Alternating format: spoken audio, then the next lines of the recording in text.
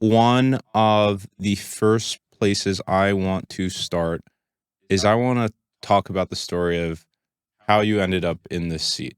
Your journey from where you were born to being here in the US, raising, I don't know, multiple millions of dollars of venture capital. Mhm. Walk us through that journey.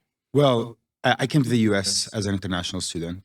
I'm originally Palestinian, but I grew up in Damascus, in Syria. I left when I was 16 on a scholarship to go to boarding high school in Europe. And then I was lucky enough to get another scholarship to come to America for college. And after I graduated, I worked at Goldman Sachs. And I remember when I worked at Goldman Sachs, I was interning there, and during the internship process, the people who are interested in hiring you, they have you meet all the senior partners. Mm-hmm. So they're like, okay, like I like this intern, I like this analyst. I want to hire them. I want to give them a job offer. So they start putting you in front of all these senior people to basically get their buy-in. And they put me in front of the global head of trading at the time, Justin Gemalik. Mhm. Shout out Justin Gemalik if you're listening. There we go. And I sat down and, college kid, I was like a junior in college. So you were like 21, 22, Yeah, 21, maybe. 22. And I walk into his office and I sit down and, lunch at the trading floor, very loud outside. You walk into his office, you sit down, he can see the entire trading floor. You're talking about like 700 people on the same floor trading everything from fixed income to commodities to currencies. Mhm. And he's just like looking at them all. And he looks at me and he's like, so, telling him my life story. He's like, so Abdul, you're in high school in Europe. Why don't you just stay in Europe? Why did you come to America? Mm-hmm. And then I proceeded to give him one of the most articulate answers I ever given, and I have no idea. But it must have worked. Thankfully did, but I have no idea how I came up with that. Yeah. But like just on the spot, like it got so serious so quick. Yeah. Like similar to what, you started the conversation about like, tell me about your background. Yeah. But his question just hit me so hard. Yeah. He's like, why didn't you stay in Europe? Why Yeah. did you come to America? And I told him, JG, when you look at where are the best actors, they are in Hollywood. Mhm.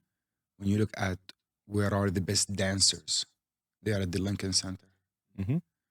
When you look at where are the best playwrights, they are up on Broadway. Mhm. Where are the best engineers and innovators? They are in Silicon Valley. Where are the best pharma companies? It's in Cambridge, Massachusetts. Where are the best financiers? They're in New York on Wall Street. Mhm. And I have no interest in being nothing but the best. There is something about America that really, if you really want to play in the big leagues, you have to come to America. That idea of playing in the big leagues, did you feel that in Europe? What were the influences that pulled you? Like for me, a lot of my influence of wanting to get into venture and tech and entrepreneurship, it was media, specifically like Forbes, Wired, TechCrunch. That was what I was exposed to. So do you remember even what that was maybe for you? Americans underestimate how influential is American pop culture, globally speaking. Mhm. Global pop culture is American culture, Yes. whether you like it or not. Yeah, it could be a good or bad thing. You go to it's good or mostly bad, but that's like globalization, right? Yeah. Like you go to Europe, Hannah Montana is everywhere. Yeah. You go to fucking Syria, excuse my language. Yeah. Hannah Montana Yeah. is there. You know what I mean? Like it's hard to ignore America. Yes. It's virtually impossible to ignore America from an economic standpoint, from a financial standpoint, from a military standpoint, but especially from a cultural standpoint. Yes. Which is counterintuitive because when we talk about America, we don't usually think of America as a culture place. Yeah, not a cultural bastion. We look to the old world. Exactly. We're like, oh no, Americans have no culture. Like Europe is where it's at. You know what I mean? Like the truth is actually, no. Like global pop culture is American culture. Yeah.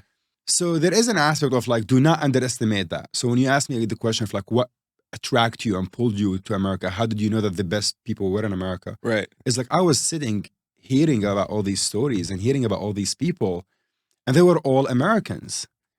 And when I saw that, I said to myself, I want to be as close to the heat as possible. Yep. I want to be as close to the heat as possible. And the heat seem to come from America. Certainly in Wall Street. Certainly on Wall Street. And I don't know what is about me personally that finds the idea of being so close to the heat attractive. Like, I think there is perhaps like some innate, openness to new experiences that I have, or some innate ambition or something I'm trying to correct in my life, or something that like really attracts me to this idea of like being as close to the heat as possible. Are you a risk-seeking person? I'm an adventure-seeking person. I think life is extremely, extremely precious. Mm-hmm. I grew up in Damascus, in Syria, and the Middle East is just a tough neighborhood. And when I was 16, the Syrian civil war started. And I left Syria and I went to Europe during the war on a scholarship. And I think when you realize, and the Syrian civil war was so bloody, so many people died, so many people's lives were destroyed. And when you're that close to the idea of mortality, when you're that close to the idea of like your life could be ruined so quickly, you develop a sense of appreciation to the gift that life is. And I think I've had that from when I was young, given my background. So it's not like I go out of my way to take risk. Really, I just want to live as full of a life as possible. And is entrepreneurship a way to express living a full life? Absolutely. I think to live a full life, you need to kind of immerse yourself. You need true immersion, true intention. And ultimately, ideally, that combination of immersion translates itself into some act of original creation. Yeah.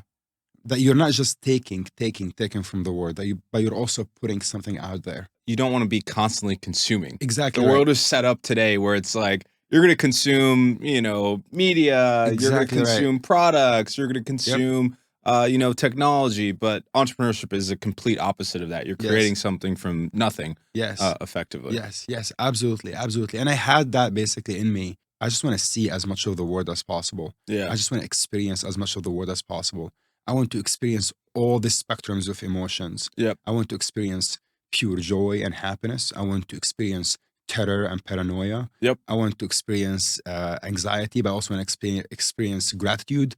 And I think building a company, you're gonna get all of that in a week. Lends itself to it's a deeply emotional experience. Yeah. You end up feeling everything that could be possibly felt under the sun. Yes.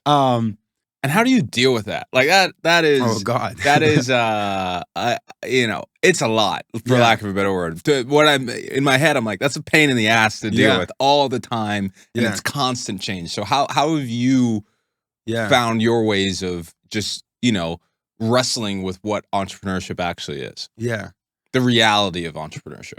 There is an aspect of basically understanding that all states are fleeting. Mm-hmm. So if you are in extreme happiness and you're super successful, at some point this is going to change. Yeah. And if you're in a deep state of anxiety, at some point you're going to feel comfort. Yeah. And if you are very depressed and sad and lonely, there will be a moment where you're going to feel loved. And if you feel very loved, there will be a moment where you feel lonely. And once you get to a really good terms with this idea that virtually all emotions are fleeting and all states are fleeting, and you are already in the process of dying. Death is not something you're going to encounter one day, but it's a process you're already going through. I'm a third there. Exactly. Once you get to that level of like basically understanding, you start to take every single daily emotion slightly less seriously. Yeah. Are you religious? I grew up religious. And then, like all high school and college kids, I started reading Christopher Hitchens and Sam Harris and these people, and I became less religious. Yeah. And I think now I'm starting to kind of go back to a little bit of spirituality, but I don't practice day to day, but I grew up very religious and I miss it in some ways. Yeah. Yeah. Who is Rich Bogna? Or Bogda. Who is Rich Bogda? Legend. He's a legend. Tell us about him. I love Rich Bogda. So Rich Bogda is this gentleman who is the founder and CEO of Service Professionals. Yeah. Service Professionals is one of our early customers at Basic Capital. I believe they were number 3. Yes. and they are, 117 employee company. Yes. It's an HVAC company out in Union, New Jersey. Yes. And this legend started service professionals in 1994, Okay. which is the year I was born. Yeah, same. 30 years old. Let's go. 30 years old, exactly. So first of all, like to go out and have a customer, it's a family-owned business, Yeah. founder-owned business. That's his life's work. That's literally his life work. He started out by himself. Yeah. As an HVAC worker, as a plumber, an electrician, then HVAC, and then grew it from one-man shop to 117 employee company. And there is like, life is so funny. There is something so entertaining about the thought that like in the year I was born, this guy started his company. Yeah. So anyway, he starts service professionals. He grows it to 117 employee company. It's a massive business and top line and bottom line. We know the details, but I don't know if I'm authorized. Yeah, don't discuss them publicly. He makes money. He makes money, and and he's getting bid every day by like these Harvard Business School Some private guys. equity associate is like, hello, service Some professionals. Dude HBS, like, I'm really passionate about HVAC. Can I buy your business? Sure you are. You're the third one in my inbox today. Exactly. So he's an OG man. Like he cares for his people. He cares for his workers. His head of growth, Casey Thompson, God bless his soul, who essentially is in charge of growing the business. Yeah. And, to give you a sense of the structural challenges we have as a society, last year in New Jersey alone, 65 HVAC licenses expired. Mm-hmm. But there were only 3 net new licenses issued. Mm-hmm. That's the delta. Yep. Between the supply and the demand. Yep. I think we as a society somehow like 20, 30 years ago decided that college is a great idea. And we sent a bunch of kids to college to study liberal arts. And we told them to get into $100,000 of debt for recourse, by the way. To study art history. To study art history. And no shade to art history, though. No shade to art history. No shade to college in general. But like, I think it's worth just discussing this dynamic. Debt unlocked education for them. Yep. Because if not for debt, these people would not have been able to go to college. Mm-hmm. But we decided it's a good idea for somebody to borrow $100,000 to buy an asset, right? That is intangible, and that is not clear. That the rate of return of that asset is completely unclear. Yep. So this is just a footnote talking about basic capital. We're going to come back to this later. Of how we as society have different perceptions of debt, and how we are okay with some use cases of debt, but we're not okay with other use cases of debt. And many people did not become plumber. They went to college instead. And now today, there is a massive shortage of plumbers, massive shortage of HVAC workers. Casey Thompson is in charge of essentially growing the headcount of service professionals from 100 to 200, 300 people. Yep. And he needs to attract and retain talent. So he comes across Basic Capital as a retail product for himself. And he hears about us in Reddit. Like there was a bunch of people on Reddit discussing Basic Capital, and he was like in the FIRE community subreddit. And he's like, this is really interesting. And he goes in and tries to sign up and buy Basic Capital. And basically we tell him like, good luck. There is like a 10,000 people wait list line. And like we're picking people, 10, 20 people a day if we feel like it. And we're focusing all of our efforts on the employer business. Because 90% of our business is B2B. And the retail business is just like good top of funnel, good awareness business for us. And that the focus on B2B was a business decision largely, basically aggregating, one-to-many relationship. It's a higher quality business for us as a company. And as well as it's a better application of our product. We sell retirement investing at its most basic level. And retirement is one of these things that is often thought of as an employer-provided product for 401ks, just like healthcare. Yep. So you can try to set up like your own D2C healthcare company, but most people get their healthcare via their employer. Yep. Investing is the same thing. Like Robinhood, Webull, all these people are like, in my opinion, like coming after the smaller slice of the market, which is like retail brokerage accounts.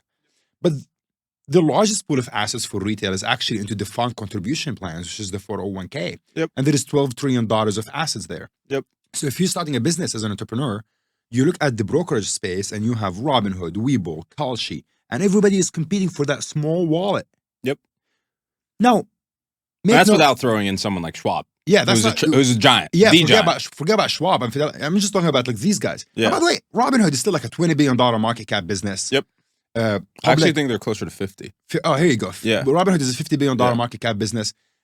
Public is about to go public, no pun intended. Yep. And they're probably a multi-billion dollar business. Yep. Webull, Kashi, like all these businesses, and they're all competing for the small line, like wallet share. And I was like, hold on, guys. Most of retail money, $12 trillion of it, is actually in 401ks. Why aren't you there? And that's because their value proposition is fundamentally different. We want to enable people to trade, and we want to enable people to invest. So I decided to go into the B2B business. It's a bigger opportunity. People think of retirement as something that's employer provided, not something as self-administered. So anyway, so Casey is like, I want to buy Basic Capital. How do I get it? We're really focused on employers. He's like, well, I'm the head of growth at my company. I love this product. I'm sure other people would love it. Let me bring it up to Rich and Evan. Evan is the COO and Rich Bogda is the CEO. And he brought it up to them. And, to them, they're like, how do I get more mom and pop HVAC companies to join me?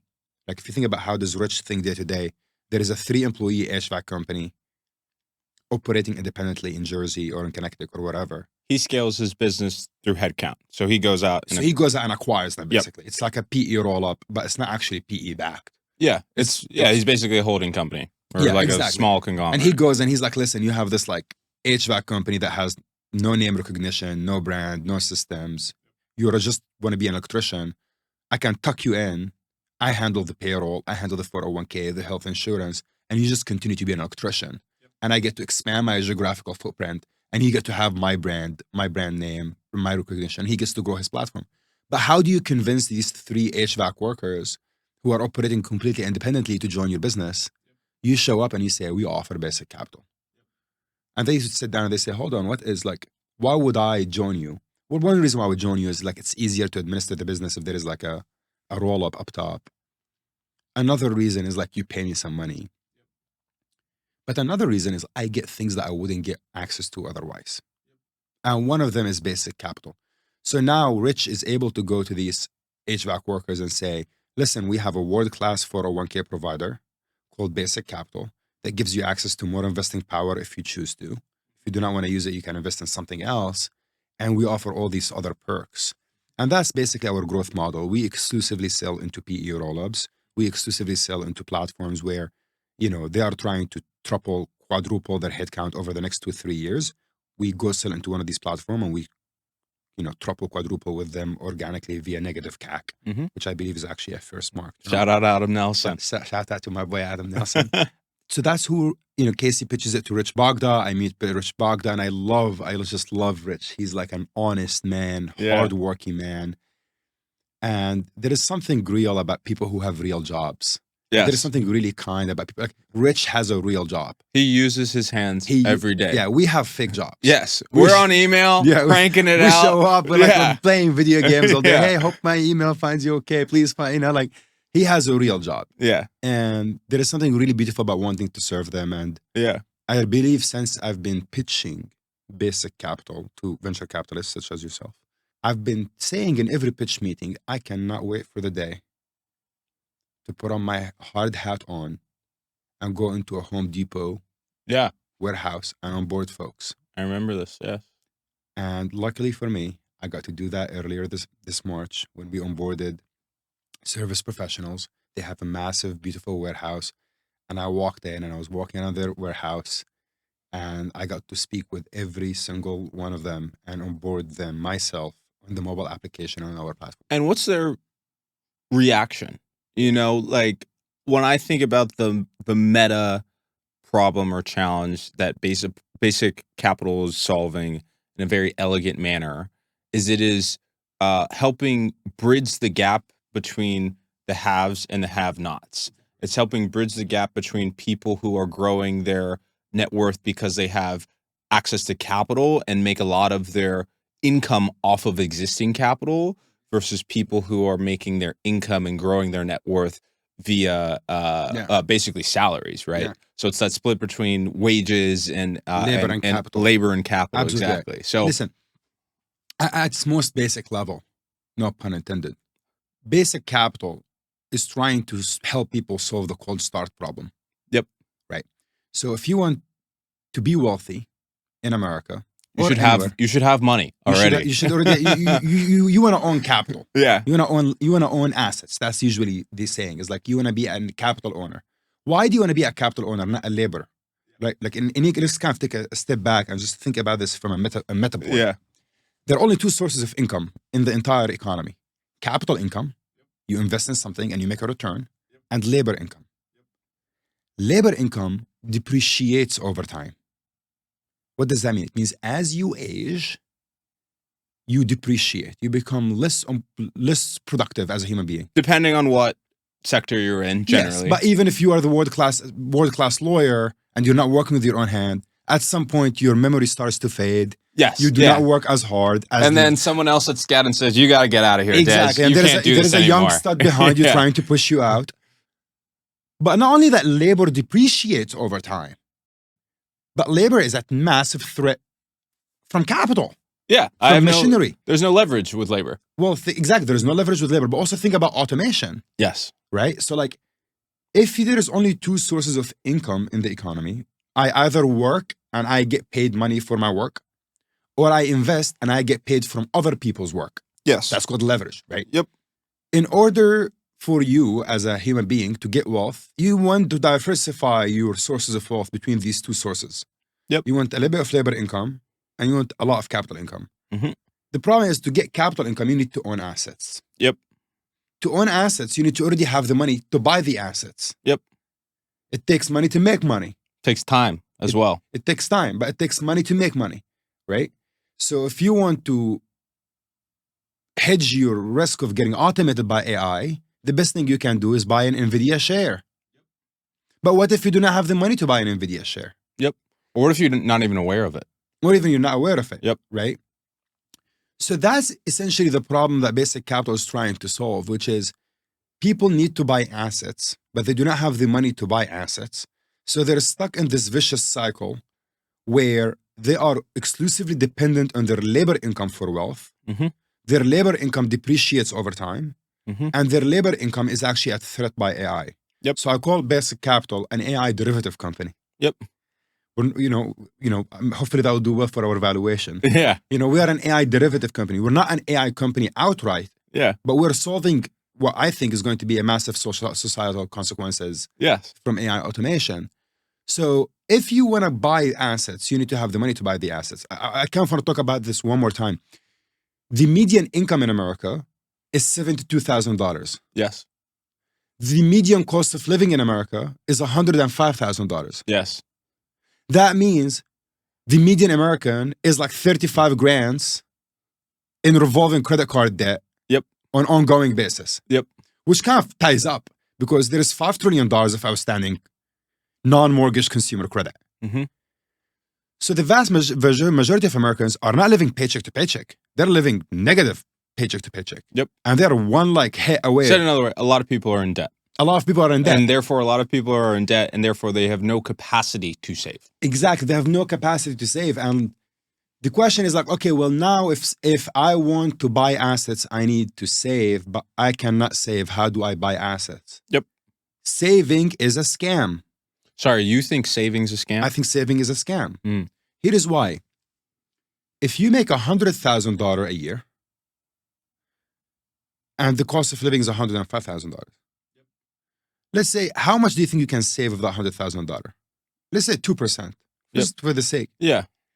But let's push back on that, the 105K of costs of living, because I think some people would rationally say, hey, if I'm only making 100K, but it costs me 105K to live, there's some areas in my life where I can cut back on expenses. So maybe bring it into more of a realm of 70-70. Yeah, whatever it is. Sure. I agree. So like let's say I think the vast majority of Americans would disagree with you in an age of 8.5% inflation over the past 2-3 years.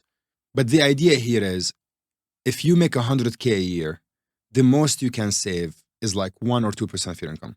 If you save 1% of your income, that's $1,000. Yep. That means it takes you 100 years to get to 100K in savings. Yes. Which is not going to pay for your retirement. That's called capitalization rate. Yep. Right? It takes you in order to capitalize your own annual income. Now, there is an element of compounding that shrinks this. Yep. So if you're saving this $1,000 and you're compounding at 8%, But at that dollar amount, it's still de minimis It's in the still de long minimis. in the long term. now here is the deal. If you make $1 million a year Mhm. working at Firstmark, Yep. or working at Paul Weiss, Yeah. or working at Goldman Sachs, Yep. you can save something like 30% of your income. Because if you make $1 million a year, you have to try really hard to spend Yeah. it. The cost of living doesn't scale with your Exactly. income. So you can save something like 30% of your income. And if you save 30% of your income, it takes you 3 years to capitalize your annual income. So saving inherently is a mechanism that works for the rich. Yes. That's why I call it a scam. Yep. Saving inherently works for rich people. Yep. Why? Because the richer you are, the higher income you are, Mhm. the higher your saving rate is, the faster you can build real wealth. Yeah, and it's almost like the savings rate for the wealthy isn't. I would say it's not even saving; it's about ownership. Yes. Because then they have assets that then produce income that then Exactly. So build on top of exactly. themselves. So what you're describing is like the Thomas Piketty phenomena, where basically like if you have 100K already invested and the market went up by 8%, that's your saving rate is 8%, even though you did not actually take an 8% pay cut. Yeah. Right? Yeah. So now you get into like a whole other element of like, what is the true saving rate Yeah. of somebody who makes $1 million a year, who has $1 million of investments, who save 30% of their income? Yeah. It's probably closer to 38%. Yeah, it's a lot. Yeah, it's a lot. I always think one of the things that frustrated me about my education, and I went to a good public school in Texas. I went to Cornell, great private school, here in New York. No one ever told me explicitly, like, hey, Des, the way to get rich in this country is to own assets. No one ever told me that. But what people did tell me, what they did teach me is, hey, there's a time value to money, and there is this element of compounding. The longer you allow your Yes. money to work generally in the market, Yes. for example, the larger that pool of capital that you put in at the beginning will be in at the end. So Yeah. it's better to be invested in the market for 30 years versus 10 years. And that's absolutely correct. And generally speaking, like when I say savings is a scam, I'm being rather facetious or rather provocative. It's a good marketing line. Yeah, People yeah. are, hey, wait, savings is a scam? What do you mean? You should save if you can, and you should save as early as possible. Mhm. But what I'm trying to get at is the saving inherently, the solution to people's financial problems is usually you should save more. And I think that's a really condescending solution. Yeah. Because I think we're telling the people who can afford to save the least Just do more. to do more. Cut back on your Starbucks. Yeah. It's not going to move the needle. It's not going to move the needle. Like, But what I think does move the needle, if you inject into this world this concept of what you want to be is an owner. You want to be an owner of the American economy, the American experiment, however you want to frame it. And what is most readily accessible for anyone to be an owner is the stock market. And the challenge is not just participation. We've solved access. Yes. We've solved access, at least in public markets. We've not solved the problem of how do we make sure at your point of access and earliest in your life, you have the most amount of dollars coming in. Some people want to solve this. Brad Gerstner from Altimeter, and I think Bill Ackman does this as well. You know, the baby bonds. Invest So like, America. you know, let's put $1,000 when you're, you know, literally 0 years old. Yeah, which makes sense, right? Because that 1,000 will just compound 18 earlier. years of compounding will be epic. Yeah, epic for everyone. But you're saying, hey, if you miss, let's say that legislation doesn't go through, whatever. It went through. MAGA. Shout out to Brad. Shout out to Bill. Like, huge fan of the initiative. Love what Brad is trying to do there, but he is relying on a government solution, and I generally speaking, I'm generally speaking skeptical of us asking the government to solve our problems for us. Yes. And I am a capitalist at heart. Yes. And I believe in market-based solution. So let's kind of take the problem. The problem is people want to be owners. People should be owners, but they cannot afford to be owners. That's the problem. You help with that. I help with that. I want to afford a house. Yeah. I can't afford a house. Exactly. So let's talk about that now. Yeah. We agreed that ownership is really important. Yes. How do we unlock ownership? One way to unlock ownership is you go to the government and you say, hey, government, finance my house. Finance my house, or buy me bonds, buy me stocks. Yeah. That's an okay solution. Another way to solve this ownership problem Let's talk about how do people get to own things. When you want to buy a house, what do? You buy now, pay later the house. You mortgage the house. When you want to buy a car, what do? Same thing. You buy now, pay later the car. Mhm. You auto loan it. When you want to buy an intangible asset called education, going back to earlier, what do? Same thing. You buy now, pay later education via student loan. When you think about those three things, which do you think is the easiest to access in terms of accessing that loan? Right? If we thought about like one component of like level of difficulty and like level of value to you, I'm just thinking about it out loud. Like it's pretty easy to access a loan for education, pretty easy to access a loan for your automobile, pretty easy to access a loan for or like on a relative basis, a little harder to get a loan for your home. And out of those three, like auto immediately depreciating asset, Yep. education like somewhere in between, depends It's on a what you metaphysical asset. depends on what you choose, Yeah. right? And then for the home, like it's Even- not a high value Yeah. compounding asset. Yeah. Well, it's also highly concentrated. Yes. But let's kind of think about this. Like the important point that I'm trying to make, and I was going to write a Twitter thread about this and I got distracted, but history of middle class ownership in America is history of debt. Yes. And people fail to understand that online. Debt has been the most and only reliable tool to unlock ownership in this country. Yes.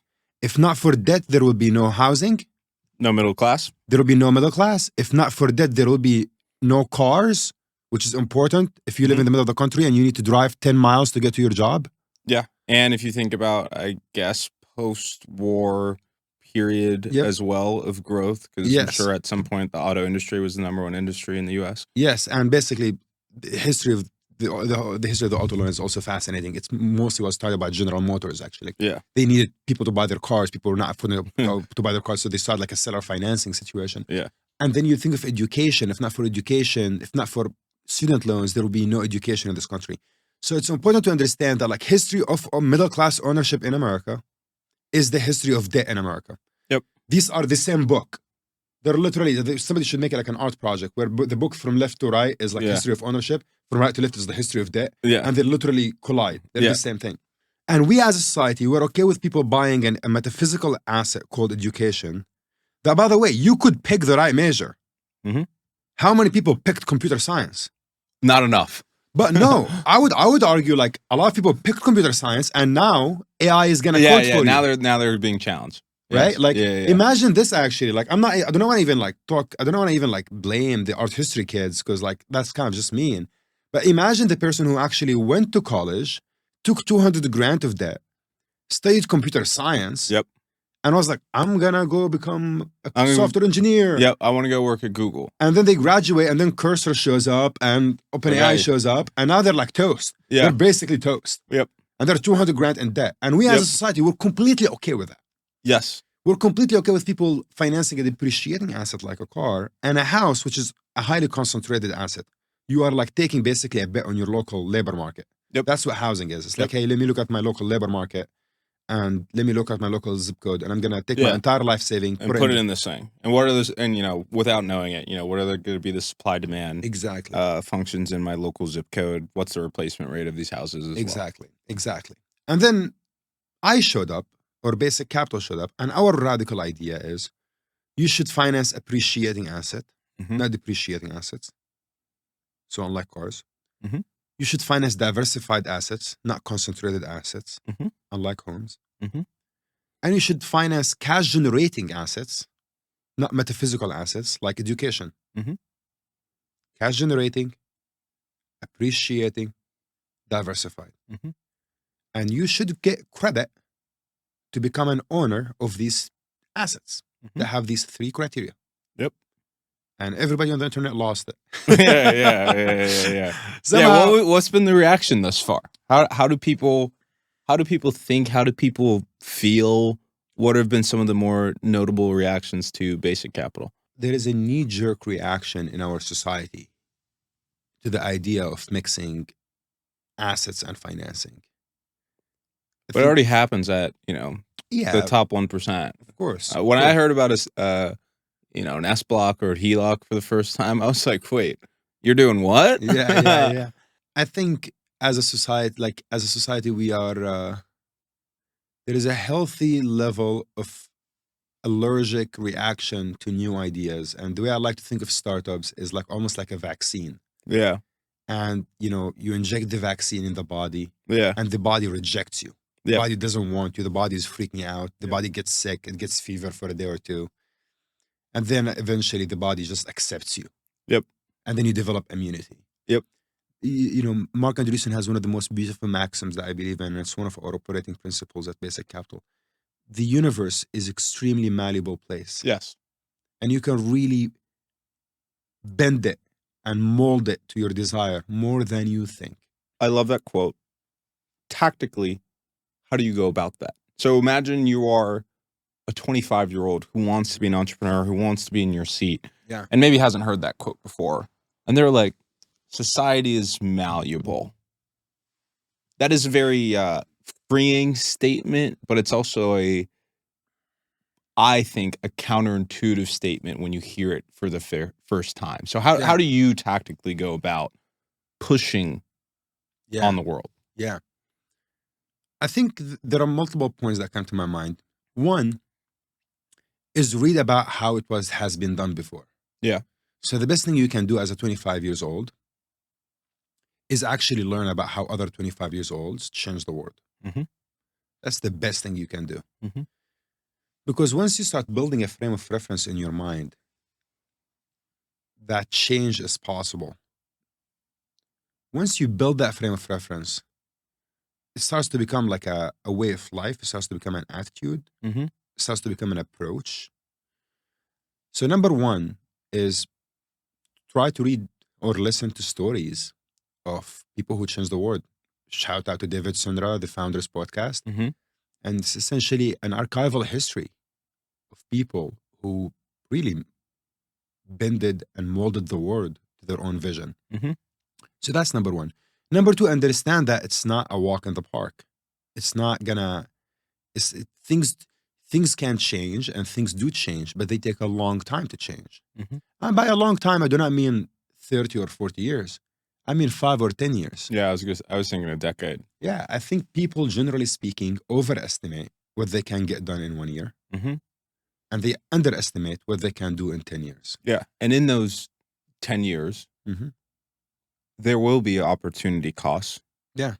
And I don't love this term, what I'm about to say, but I do think you may have some suffering Yeah. in A your lot of life. it. Your life will be harder Yeah. for choosing the role of entrepreneurship. But continue. Yeah, I 100% agree. There will be suffering and there is an opportunity cost.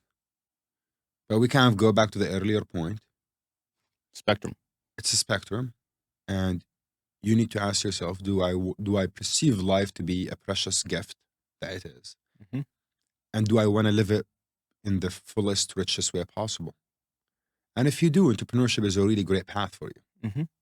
If you have no interest in experiencing all the spectrum of emotions of the Mhm. human experience, that's what entrepreneurship is. Mhm. Entrepreneurship is essentially, in effect, a way to get the full spectrum of the human experience. So do you think entrepreneurship is a good outlet for achievement-seeking people?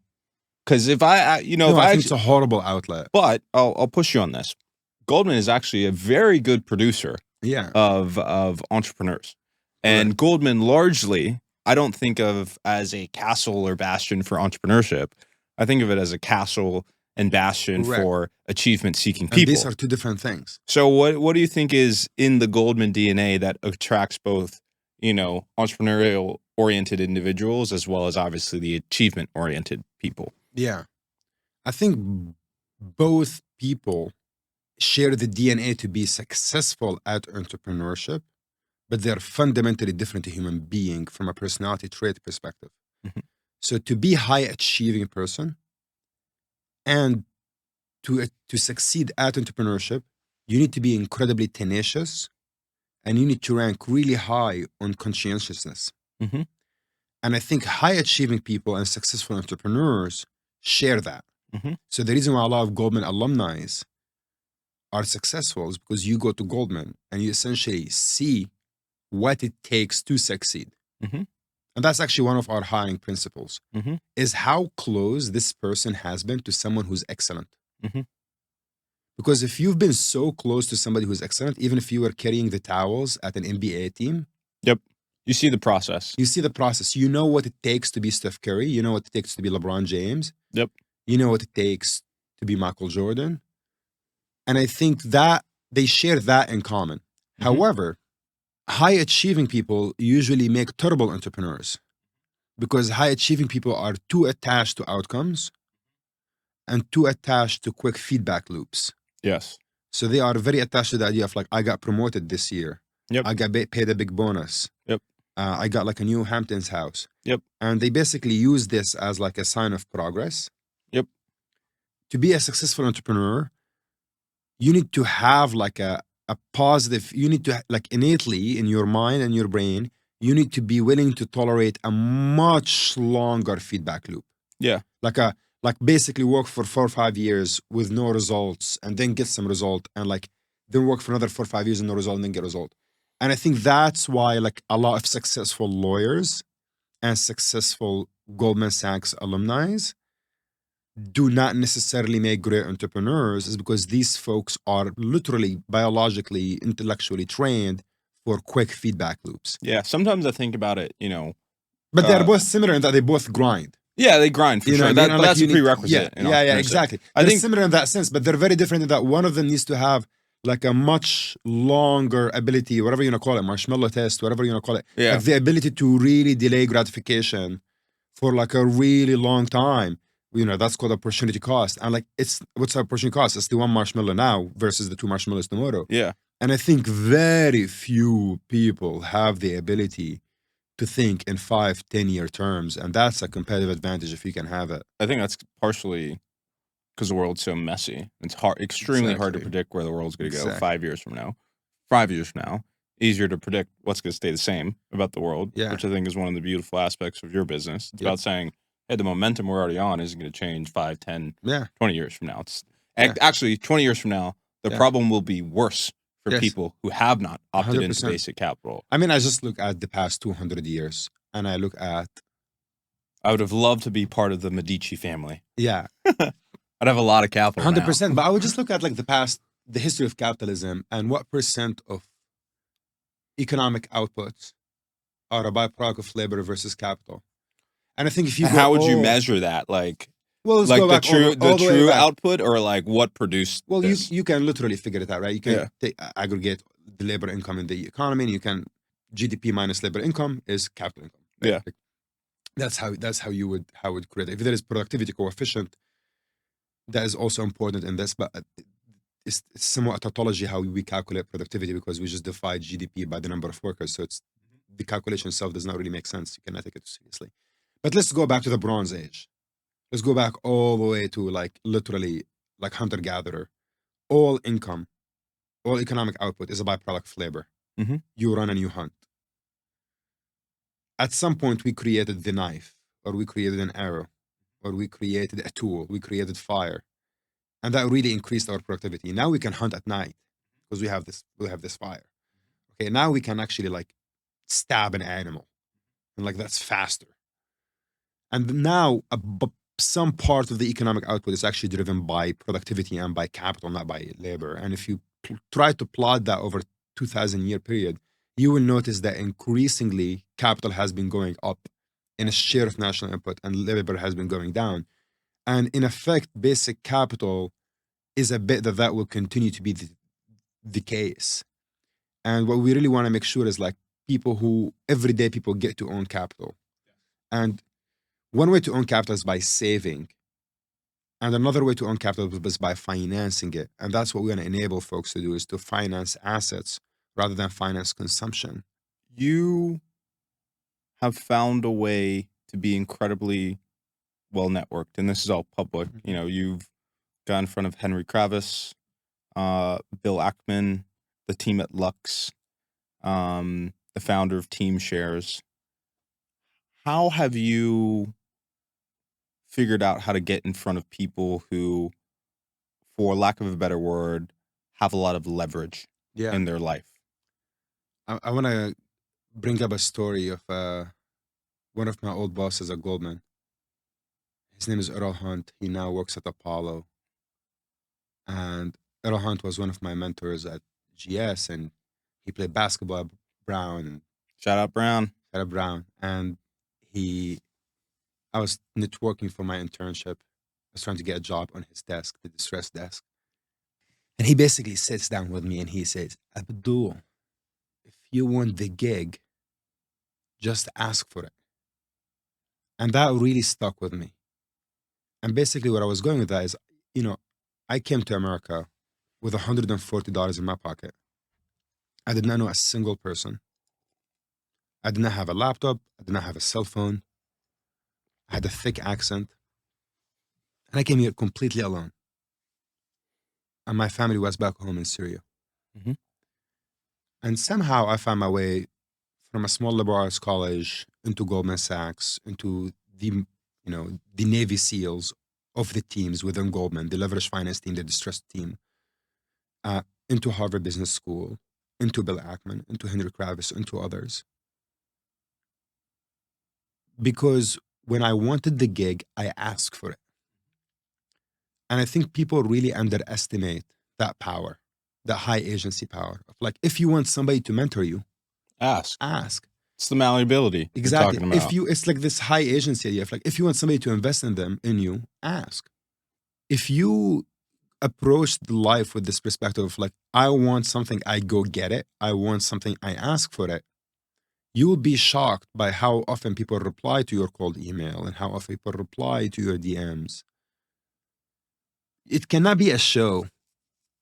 Like, it cannot be a show. You have to actually like have that in you. I'm really lucky to have really important people being invested in me on a personal level, on a financial, professional level. It's because they actually like they see in me like a sincere desire to be great. They feel that what you want to create for the world is genuine. Yes. And I think passion is very important. One important aspect of being able to ask what you want for with confidence. Yeah. But I also think another thing is sometimes when you send that cold email, meet that person for the first time, you do have to communicate your expertise early to them. Yeah. And sometimes that expertise is communicated in your passion because you have all the details about the thing. Yeah. And sometimes your expertise is communicated in, Yeah. other ways. It's, at least in the US, it's like the reputation signaling of a Goldman or HBS. Yeah. It's saying, hey, you've been vetted by the world, so therefore this person in front of me is Naval competent. has this amazing. He has this incredible maxim, which is like networking is bullshit, and I believe in it. Do something successful and people will show up. Like I believe in the same thing. Like I believe networking is bullshit. I don't network, even though I'm very well networked. But you've been pushing up against this idea. Yes, so like the way, and that I was guess the what I'm trying to equivalent of you say is creating like, something. I guess what I'm trying to say is like, you cannot cold email somebody just to network with them. Yes. Like you need to actually have like a passion towards something, and you need to actually have a project, and like you need to have a very concrete ask from them. Yep. And like when you reach out to them and you are concrete about and sincere about your ask, and you're concrete and sincere about how they can help and they can actually help, you will be surprised by how often people reply. Yes. But you cannot be like, you know what, I really would love to be boys with Elon Musk. Yeah, I'm Des. Hey, Jamie, you want to hang out with me? Yeah, like for example, Jamie Dimon. Yeah. Right? Like, let's actually take him. Yeah. I don't have a relationship with him, but I have a tremendous respect for Jamie. He'll be the 5th guest of the pod. Let's go. Jamie Dimon making the pod. Abdul Al-Asaad made it on the pod. Yeah. So. But like I have a lot of respect for him. I look up to him. I admire him. Blah blah blah. Like, but I have no reason to hit him up. Yes. So I'm not hitting him up. Yeah. You know what I mean? Yeah. But like there will be a moment where like maybe it makes sense for me to hit him up, and I will not be shy about cold emailing him. Yes. So you have to be like sincere about what you're reaching out. It cannot be just for networking's sake. Yes. Yes. Which I think that's what, people young people don't realize as early on in their career that just by, for lack of a better word, building and trying things and talking about it, how valuable that is. And I also think now, and we haven't talked about this, so I do want to get your thoughts on AI. What AI does is it lowers the cost of building and trying and getting ideas off the ground. And when I think about what it means now to start a company versus even what it meant 2 years ago, 3 years ago to start a company, pre ChatGPT, the difficulty of distributing that idea has gone down dramatically. So I agree, and I'm not sure that's a good thing. I have a half-baked opinion on this. let's hear it. I started building basic capital before ChatGPT in a very, very niche area of financial services, 401ks, ERISA, securitization, credit. And I had a lot of unanswered questions. And building a company felt like a Sherlock Holmes investigative journey where you're piecing together the different elements of the story from different sources. You're literally in this like investigative journey, the idea maze, let's call it. Right. And you're developing expertise. And it used to be really hard to develop expertise. It used to be really hard to get an answer. Today, I use ChatGPT every single day. Mm-hmm. It's up on my thing. I talk to her all day long. And the answers comes back like this. And like back in the days, you had to like Grind. You'd had to grind you to had get the to answer. really Yeah. get an answer. Like if you had like an answer about a niche tax thing, like I literally remember buying like books called Tax Facts 2023. It's like this 700-page book that like tax lawyers read. Yeah. You gotta And sift it's through basically that. how the IRC, the Internal Revenue Code, changes every year. And the book gets republished every year again based on updates in the Internal Revenue Code. And what we do has a lot to do with ERISA tax issues. So I literally used to buy the book that lawyers read in order to get like an update on how is something taxed. And I guess where I'm going with this is to say that like if getting answers is 10 times easier, if launching new projects is 10 times easier, I'm not sure if that's going to result into an increase in the volume of things being launched, an increase in the volume of the things being answered, or an increase in the quality of things being launched and things being answered.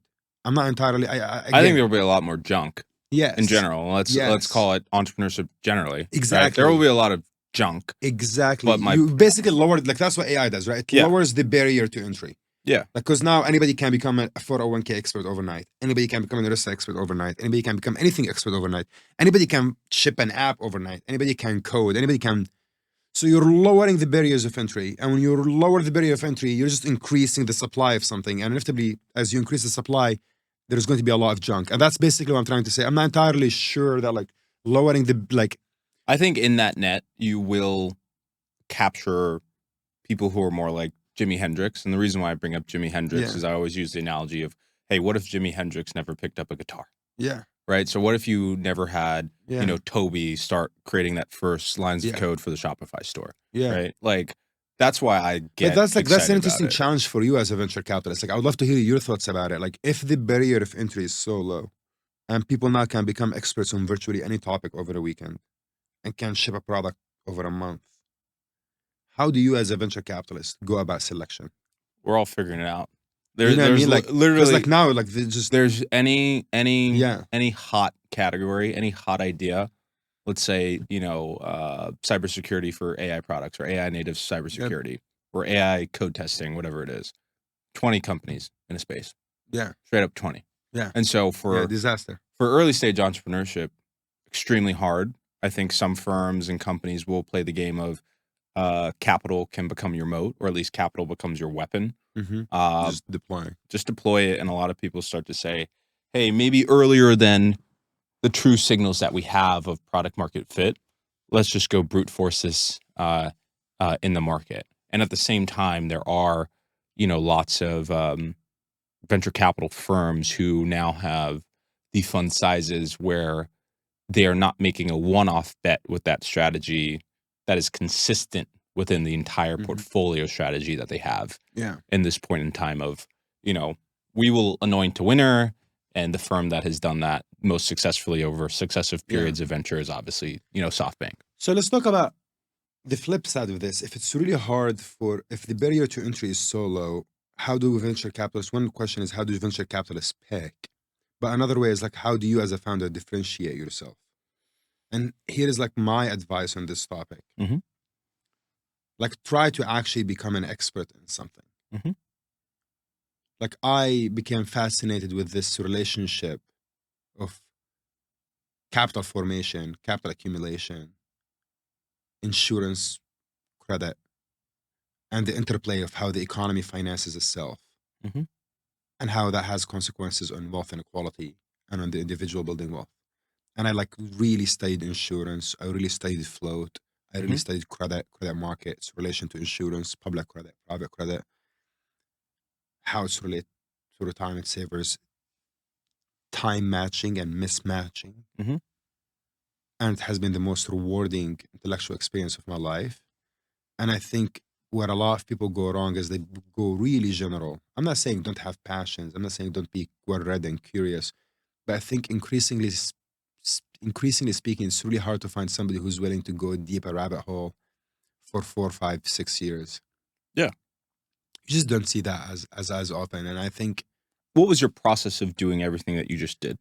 I swear to God, there was no process as much as there was just pure curiosity. Or not even the process, what were the acts? Because even when you Yeah. communicate all that, plus I've known you for a while, Yeah. when you communicate all that, it's clear that it has taken time. Yeah. And that's where I think, yes, AI is a lever for improving productivity. Yeah. It helps you get down the curve more quickly Yeah. and in greater depth than relative to without it. But it's still going to be relatively shallow. Yeah. Like someone isn't going to, even if they want to get to your level of depth of what you've built, it may compress 4 years into 2. Yeah. I don't know. Or they won't see, like, here is the advantage that I have over the AI person. Again, like, this is actually a fascinating thing. Take Abdul, a guy who went down the idea maze for 5 years with no AI. Yeah. Or an AI only for the past 2 years. And take a guy who's going to start his idea maze in the same space as Abdul today. And it's probably going to take him 6 months to get to the same level Abdul got to. Right? 6 months is even probably too much. Maybe like 1 month, I would argue.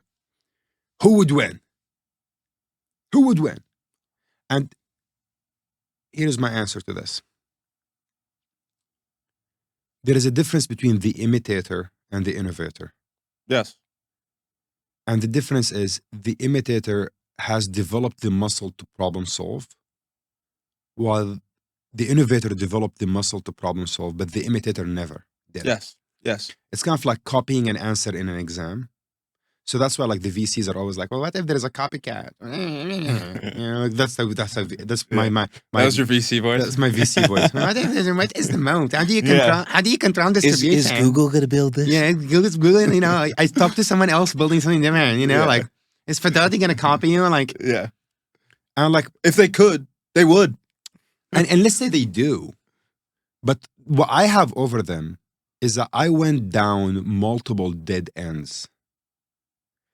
And that might seem like a waste of time because dead ends are, by definitionally, they're unproductive. Yeah. They're a dead end. But when you know where all the bodies are buried, so to speak, yep, and you know where all the dead ends are, you get 2 advantages. One is you develop a muscle to hit a dead end and come back. Resilience. Exactly.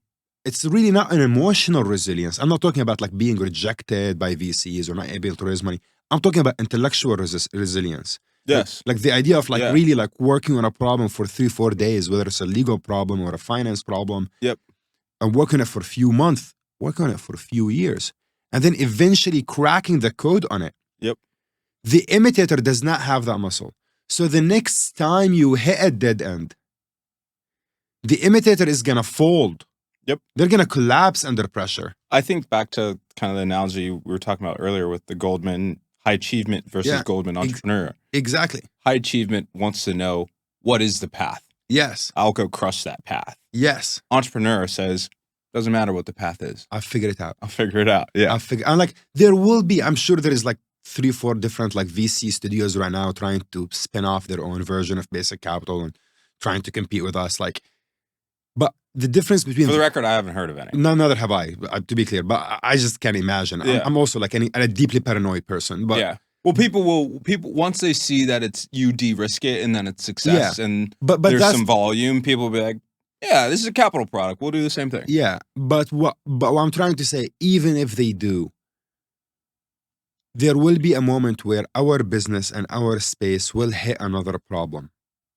And what you are investing in as a basic capitalist is not what Abdul has de-risked Mhm. or what the founder has de-risked, but rather what you're investing in is the founder's demonstrable capacity for de-risking things. Mhm. And the imitator has no demonstrable capacity to de-risk. Yep. The innovator does. Mhm. And I think that's a really important distinction of why the founders who actually go, the trailblazers, are the ones to bet on. It's because they have the resilience, they have the ability to come back again and again and again. Yeah. Well, I think coming back to how this came up with the whole topic of AI, right? Like one component of why, Yeah. and look, I have no inside information on where all these things are going, and let's say they will continue on this path where they are scaling their ability to reason and solve unsolved problems today. Right now, they can't. Seems reasonable, but yeah.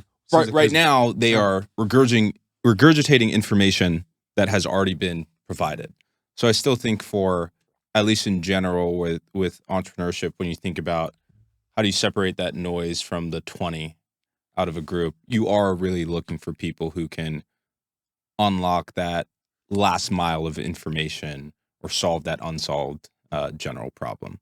One of the most formative things that I read in college is an essay called The Irritation of Doubt. And The Irritation of Doubt is an essay by Pascal. And it talks about how we as humans, biologically, are irritated by uncertainty. Mm-hmm. So we have a tendency to want to hold up to a belief tenaciously. That's like primal, right? That's like about survival. Exactly. If I'm in a forest and I hear, oh, there's something rustling over there, predator, I got to get out of here. We don't like uncertainty. As humans, we're not built. Why? Because this is like the Daniel Kahneman thing, because like uncertainty is negatively convexed. Yeah. Which basically means if you hear a noise and you run, but it's a false positive, whatever you call it. Like it's actually not a threat. It's fine. Run, it's fine. Yeah, you just ran. Yeah. You wasted 50 calories to run. Whatever. I can get those 50 calories back. You can get those, but like if it's actually a lion and the lion eats you, you're dead, right? Yeah. So as a result, we as a human, we have like it's wired into us. It's wired into us. And Pascal was talking about what it takes in this essay, The Irritation of Doubt, what it takes to be a great scientist. And he in effect was saying like a great scientist is somebody who is comfortable with the irritation of doubt, who is comfortable being in the gray area, who is comfortable saying, I do not know. And I think people who have changed, like one thing I look for intellectually in people is how much they've changed their mind fundamentally on a topic. Like that's why religious people are actually super interesting. Like somebody who grew up really religious. And you're talking about in the context of recruiting people into basic? Recruiting people into basic. Like somebody who grew up with a really strong belief about something, and then they moved away from it. Then they moved back to it, or they just moved away from it. Yeah. That reflects a certain level of neuroplasticity. Yeah. That I think somebody else does not have. And basically what you and I look for in great engineers, what you and I look for in great thinkers, are people who are comfortable with the idea of being irritated by doubt, people who are comfortable with the unknown. And I think very few people have that neuroplasticity in them. Yep. The very few people who do have it are usually scientists. Yep. The most inspiring site I went to, or one of the most inspiring sites I went to, was the Institute for Advanced Studies at Princeton University in Princeton, New Jersey. And was that like fucking Einstein? Einstein was there. John Nash was there. It's basically like a think tank at Princeton. It's the only think tank in the world, I believe, where once you become a fellow, you do not have to teach. Yeah. So like if you are like an academic or a physicist or a mathematician, your dream is to go work at the Institute for Advanced Studies because you do not have to deal with all the kids. So you get to just do math. Yeah. And, at the time when I was in college, I really wanted to go to graduate school in mathematics and to go to graduate school in economics. And I really wanted to go to this Institute for Advanced Studies. And then at some point I realized there's no chance that's going to happen. So I pivoted. Why didn't you think it was going to happen? When you meet really smart people, you realize. Oh yeah, like damn. Yeah. Like, there's a big gap. I'm smart, but I'm not good. I'm not go to the Institute for Advanced Studies smart. Yeah, gotcha. That I think that happened to Jeff Bezos as well. I think he Yeah, wanted to when study you meet physics, like and he was really, like, yeah, when you "Oh meet man, really top people, you realize like, okay, like the Institute for Advanced Studies is like truly reserved for like 10, 20 people like in a generation. yeah, And you go there, the LeBrons yes, of physics." exactly. And there are these like mathematicians who like work on a single problem for 8 years with no clear sight that this problem is actually going to be solved or not. Yeah, And they wake up and they go and they write it on chalkboard all day and they think about it and they think about it. And one day they solve it and they get a Nobel Prize or the Field Medal for it. or they get nothing. Or they die Yeah, unsolved. Now this sounds horrific to for venture most capitalists people. and to most people because Yeah, venture capitalists are like, I don't want to invest in your yeah, intellectual journey. I want commercial applications. I want you yeah. to make money. I'm not gonna lie. In my head, I was like, I would hate that job. Yeah, It would be terrible for me. it sounds perfect. Yeah, To me, I love it. Like the Yeah. idea of like working on one single mathematical black hole equation for 10 years yeah, and then solving it 10 years later. Yeah. That's something like I would actually eventually solve it. Yeah. Sounds epic. Yeah. You know what I mean? But like that's the scientist mentality is like they're more attached to the process of problem solving than yes, to the outcome of it. yes. And Which I, as I've thought about entrepreneurship, that's I think a key. yeah, Be excited about the process of building your comfortable and be comfortable knowing that there's a spectrum of outcomes that could occur. yeah, One could be zero. You walk away with literally $0, nothing to speak of it, but you have that experience of building out a company on your own. Or in the case that everyone wants for, you sell for $1 billion, $2 billion, $10 billion, you go public, whatever it wants. yes. But the way I like to think about this is like you need to get different hats as an entrepreneur. So like you need to have that attitude sometimes, and you want to have that attitude like 80% of the time, which is what I call is like you are zen, you're comfortable, you're at peace, you're playing light, and you are like, listen, this could go in many ways, and I'm just a scientist, just an experiment, Yes. and I'm just experimenting, I'm just problem solving. It's like you've already won because you're playing the game. Exactly, you're just playing light. You're playing light. You're light on your feet. But there are moments in your company where it's just about brute force. Mhm. It's just about being competitive. Mhm. It's just about fight, push, win. Mhm. And I think the biggest challenge a founder finds or might have to deal with is figuring out at what point do you just play push, fight, Yeah, fight. I think a lot of people are binary. Yeah. A lot of people play to their natural strength. If you are, let's say, the archetype or the stereotypical, Stanford engineer or M&T grad out of Penn, and you love to code, your happy place is in front of an IDE, right? Like that person, what they know to do is, I know how to maybe all the time use the brute force. Let me just ship out code 24/7, 7 days a week, whatever it is. Mm-hmm. But they actually may have no conception of what it means to play light on their feet, Yeah. which may be the process of, let me get out in front of these people and tell my Yeah. story and galvanize interest in what I'm doing. Yeah. But sometimes it's like, that's what I'm saying. It's like you can tell the founder. Like, Yeah. I see founders, for example, who are building like incremental things, Yes. but they are like very active on LinkedIn or very active on Twitter, and you can tell like that's just a brute force. Yeah, they're going for it. Yeah, they're just like there's just like a founder who like there's not really like there's just like mental strength founders. They're just like, I'm aggressive, I'm competitive, I'm gonna go after like I'm gonna build yet another spend management company, Yeah. and I'm gonna go and I'm gonna compete, and I'm gonna like pretend like it's like the most. And I'm the important best. thing. It's the most And I'm important the thing in the best. world. You know what I mean? It's the most important thing in Yeah. the world. But I think that's also to your point on Americans not appreciating American culture. Yeah. Even if I think about venture capital as a subset of American culture, what venture capital has done incredibly well is attracting smart, competitive people to build incremental software products. Yeah. Right? Like, Well, I don't think venture capital did that. I think the tax code in America did that. explain more. Well, I think QSBS. I think the idea that you can build a $10 billion company. I think I the think idea. most people who are founders have no idea what QSBS is. Well, it's not. I'm not talking about QSBS itself. What I'm talking about is like the reason why America has more entrepreneurship than anyone else in the world is not because venture capital as an industry has more depth in America. I think that's part of the reason. But I think the true reason is let's divide the world into three different places. One place where it's not meritocratic. So that's basically like Latin America, Yeah. Africa, Middle East, Asia. And that's basically like, you could build a business, and if the government does not like it or Yeah. you get in trouble, they will just take your money. They'll just put you in Yeah. jail. They will just beat you up. That's just like, so like basically the only thing that's left is like North America and Europe. Yep. So that's one category of the world. It's just like a place where you have this massive. It's going to be tough no matter what. Yeah. And then the second category of the world is like a place where like if you achieve a big outcome, you get to keep most of it. Yep. Versus they tax most of it. Yep. And I think the reason why America is so good at innovation is because it has this combination of like, one, it's a meritocracy. Yeah. And our incentive structure leans you toward, pushes people exactly. toward it. There is a universe where you actually, if you crush it, you keep most of the money. Yep. In a way that I think like in Europe, like if you crush it, it's not clear that you get to keep most of the money. Yep. You know what I mean? Like just from like a pure, tax perspective. Like I think in America, we've done a really good job just incentivizing innovation. Like if you do a really good job, you get to be a billionaire in America. Like, but that wouldn't explain why people still push for and create incremental.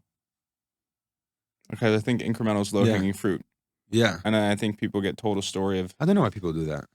I think people get told a story of, you are the exception to creating this incremental product, and because you are so smart, you will achieve the outcome that everyone wants. And candidly, investors fall for that themselves too. They tell a story of, oh, I've figured out something that others haven't about this product or category, and even if there are 10, we are the exception, not the rule. Yeah. Which can be challenging. Yeah. 100%. Yeah. So Abdul, we covered a lot. Maybe the very last thing, or last 10 minutes or so, where are you at in your journey of Basic Capital? Where are you at in building the business? That's the first question. And then the second question is, when you think about who you want to come into this journey with you, the other Basic Capitalites, I have no idea. Your team members, who are you looking for? If someone is out there, they hear this, they see this, they listen to it, who are you trying to attract? Who do you want to bring onto the team? The best thing about entrepreneurship and the best thing about building Basic Capital is it really, really, really feels like the best days are yet to come. We've had an incredibly amazing journey so far. We've had an incredibly fulfilling journey. It hasn't been straight line. It hasn't been easy. Me and the team can tell you that. But we've had an epic run. And we just all know, our investors, the team, that our best days are still ahead of us. There's so much to build. There's so much growth to grow. And there are so many people to service. And we're so excited about that. So we launched the product earlier this month. We're getting massive traction. And we just want to solve more and more with the American public. And we want to as well build more and more product. So that's where we are in the journey. Like I would say, we are at the stage where the singular focus of the company and the singular focus of me is grow. Mm-hmm. I have this maxim right now at Basic Capital called no new toys. No new toys. We're done building new things. Like we're not gonna build, like all what we want to do right now is just automate as much as possible of the 401k system by using as much we can of AI agents and other things that we're building proprietary, and we're trying to see what can work. Yeah. And let's just try to grow as much as possible. So no new toys. And we want to bring on board people who are a bit like us, in that like people who want to do well and want to do good. Yep. I have no interest in doing good alone. I will never be a social worker. I will never be an activist. So I don't think I'm capable of just doing good on its own. But I also don't know if I am capable of doing well on its own. Like I have no interest of being a hedge fund manager. Yeah. And really we would love to do something where we create something good for society. We create a lot of value for society, and we capture a lot of it as well. Yeah. And what we're looking for is bringing on board these individuals who are really ambitious. They want to work on society's most impactful problems, and they want to work on it with a team that's young, that's aggressive, that's ambitious. That's here in New York? I think when I really look at it, I think in society, there is like 4 or 5 problems that are really important. There is the problem of the environment, broadly speaking, whatever that means. There is the problem of like AI. I think that's a really important project to work on. Mhm. I think there is a problem of like Western dominance, like making sure that the West wins, that we do not get undermined by Russia or China, and what everybody is doing in defense is really important there. And then I think there is the problem of like wealth inequality, Mhm. of like how do we make sure that we do not eat ourselves from the inside and we do not, as an empire, Yeah. crumble internally. Yeah. And I really think basic capital basically stands alongside these four other problems. Where you want to make sure that we do not die from climate change or we do not die from some sort of environmental causes. And Elon Musk is working on a solution there. Other people are working on a solution there. You want to make sure we build artificial general intelligence. You want to make sure that democracy and the West and the rule of law wins. Mhm. And you want to make sure that the society that has democracy and rule of law does not eat itself and crumble internally because of class struggle. Yeah, if the bottom 50% own 10% of all wealth, that's probably not a great system. Exactly. And basically we think of our purpose at Basic Capital is to make sure that our society does not crumble from the inside by making everybody an owner, by giving everybody a tool to unlock ownership of diversified financial assets in our economy. Yeah. Very last question, because it came to mind. Yes. Are you looking for missionaries, or scientists? Missionaries. Mhm. I think scientists can be too comfortable in their own curiosity. Mhm. I think mercenaries are just not people I want to be around on a Mhm. personal level. And there are people who fold quickly. Mhm. And I'm really interested in the people that don't fold quickly. Mhm. And the people who get massive, massive, massive pleasure from reaching the outcome, from achieving the mission, not from just exploring it like a scientist. Mhm. You want to have a little bit of a scientist, otherwise you're not going to enjoy the process. But if you're too much of a scientist, Yeah. you will never, you never really care about reaching the end Scientist result. turned missionary. Yeah. Yeah. Scientist turned missionary. That's what we want. Yeah. And somebody who really wants it bad. Yeah. Oftentimes like I really believe at the end of it's all about like how bad you want it. Yeah. That is a lot of life. It's that simple. A lot of life. Well, Abdul, this was great. Yes. Thanks for having we went me. way over time. Thanks for having me. This was great. This yeah. was really fun.